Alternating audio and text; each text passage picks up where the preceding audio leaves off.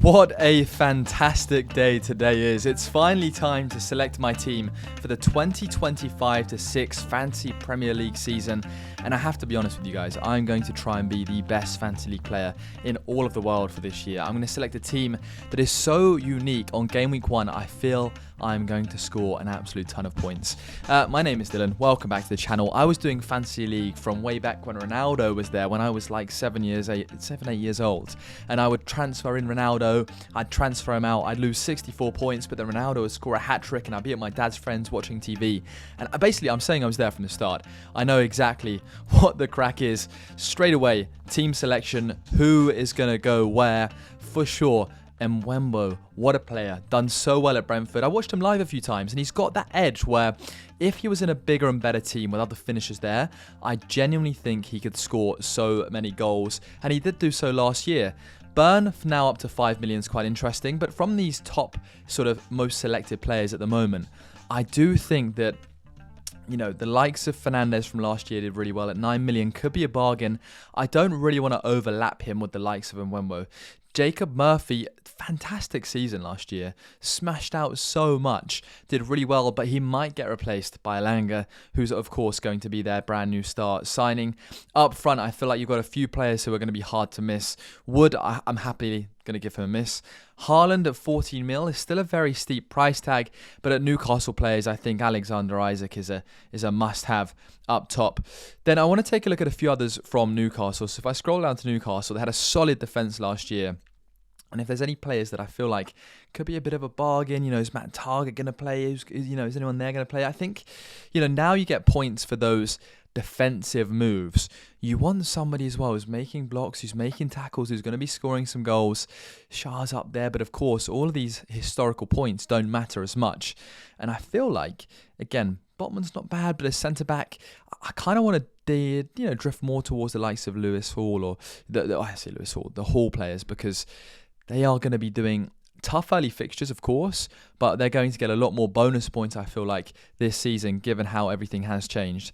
But let's take a look at the defenders overall. Let's go and see what most people have selected. I think Aaron Wan-Bissaka is a must because he is 4.5 million and he is absolutely tearing it up in terms of blocks and so on, as well as assists. Frimpong is going to be a very good player. He's rapid. He's been getting down the line in pre-season for the likes of Liverpool, which I like to see. Chelsea are very interesting as well. Nottingham Forest defence was so strong last year. The real question is, can they do it again? I don't know for definite, to be honest with you. I do not know. I would like to say yes, but I'm a bit sceptical if they can do it again. And so Colwill, Tarkowski, there's a lot of players there who I go, right, they could be getting some very decent points. I do kind of want a sort of bench filler, so I'll go for this guy right here, right now, Reynaldo. And then I think three at the back is pretty solid for me. Maybe one rotating defender in the likes of Konza, who's just that backup player in case there is somebody like gets injured as such. But moving on to the midfield, come to goalkeepers in a second.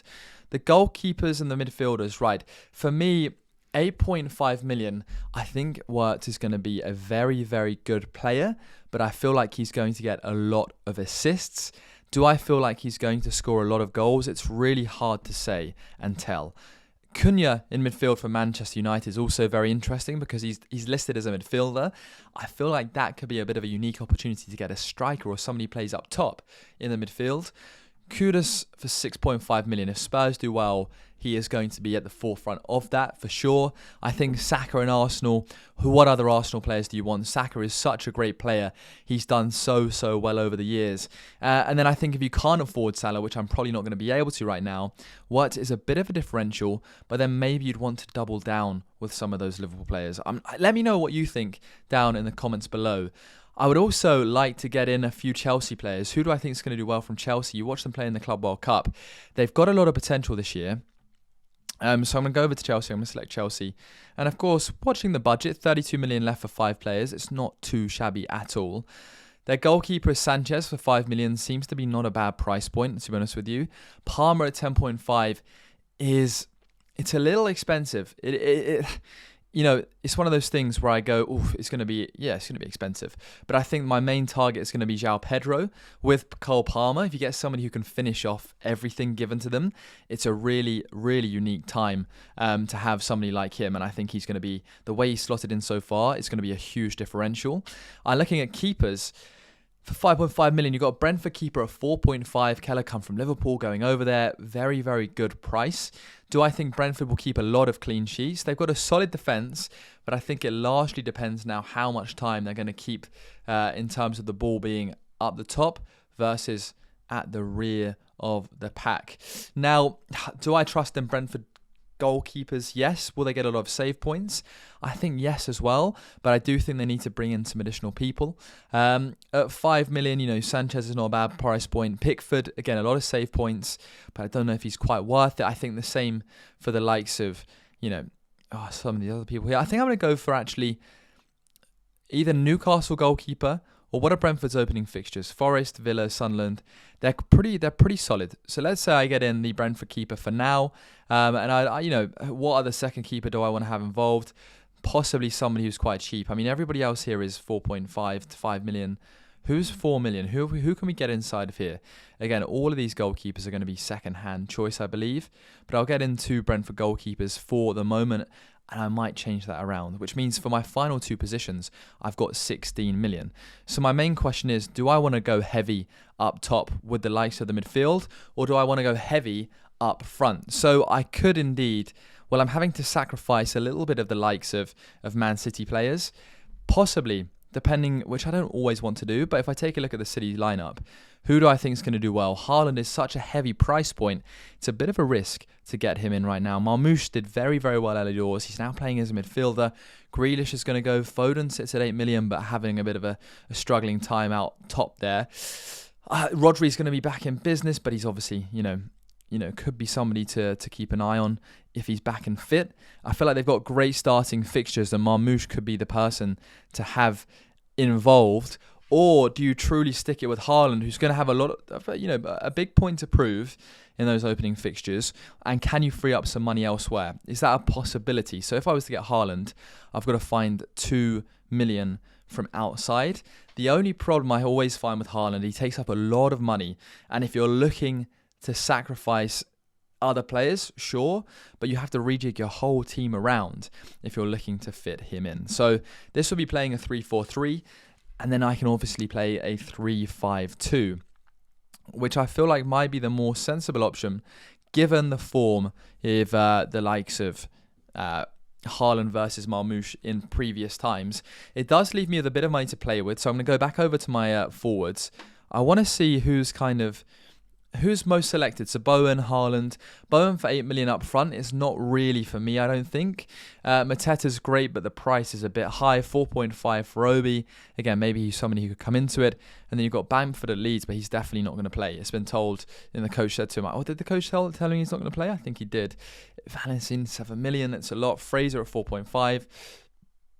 You're kind of looking for a bit of a bargain forward. Nketiah didn't play too much, but maybe he's that person. But I think really speaking, maybe the forward position is just a cash banker. So we go to 4.5. We see who's about. Possibly, the Man United forward who's going to get a few minutes every now and then seems to be the best bet. Scarlett for Spurs as well. Or even Chelsea, Mark Dew. And you've got 3 million left in the bank here. So now we can really look to upgrade. Who would we like to upgrade? Well, there's the likes of Salah, who could possibly look at coming into the team. There's the likes of the defenders who, maybe you can upgrade the defensive side of the display. Because listen, my front two I'm happy with down to a T. Saka, I think, is a must. And Mbeumo for me is a must. So you've got 2 musts in there. Wirtz is a bit of a gamble, seeing how he plays off, and same for Marmoush. So if I go back over to the midfielders, and I genuinely feel like my defence is probably the area where I could improve the most. 7 million, do I believe in the Spurs? Do Spurs need to prove themselves possibly that little bit more? I think maybe that is kind of true, and Aston Villa have had such a strong campaign over the last few years that maybe somebody like Rodgers is going to be a better bet early doors than the likes of Kudus. So let's get Rodgers in. Again, I've got the money free to do this, so it's not a problem at all. You got Newcastle in the first fixture, though. It's a pretty tough fixture. Do you really want to mess that around? But I think there could be I think there could be, truth be told, a lot of goals to be had. So my one area, if I go back over to my defenders, and I think this could be a game changer this year. Gabriel is such a solid defender. He makes so many blocks and he does score a fair amount of goals. He's somebody that I would like to get in, given the sort of Man United opening fixture. But who do you get rid of? Well, I think for me, I could get in Gabriel.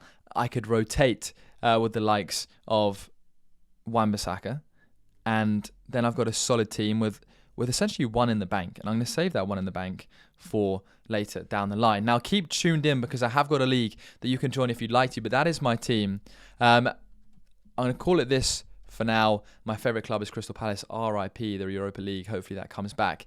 And let me just do my final lineup as such. Generate your custom team badge. That's pretty cool. I'll do that later on, but not now. So Gabriel, for the opening fixture of the season, has got to come into the team. I think Sunderland away could be a great tempting fixture for the likes of, anybody starting really. Marmoush has got to come in as well. Who do you get rid of? Let's put Rainlow on the bench. And then Wan-Bissaka can be first in. And of course, I am running a slight risk that all my teams start because I've only got one benched player who actually plays. But I like the idea of having that free capital. I think I'm going to captain João Pedro. Such a solid start to the year. This lineup, interesting. Not 100% sure if I'm all for it at the moment. Badges, bench boost and triple captain. The wild cards may come in later on. But I look at that team and I go, right, Isak, points, goals, done. Pedro's going to be goals, goals, goals. Saka, goals and assists. And Wembo's going to have a fantastic year. I think he's going to be involved in everything. Fernandes as well. They're going to connect. It's going to be great. Wirtz is a bit of a gamble. Marmoush is a bit of a gamble. And so is Rodgers. But then the defence of Frimpong, great pre-season. Gabriel's going to get block points, tackles, goals. Fantastic. And Drewsbury Hall is going to be such an attackive Newcastle player. If they keep Isak, it's going to be integral to their season. And I think they will. I cannot complain. I think this team is going to number one. You have to agree with me in many ways. But let me know what you think of this team down below in the comments. And I can't wait to hear your suggestions at the same time. But thank you very much for watching. Leave a like and subscribe for the next episode of FPL 2025/6.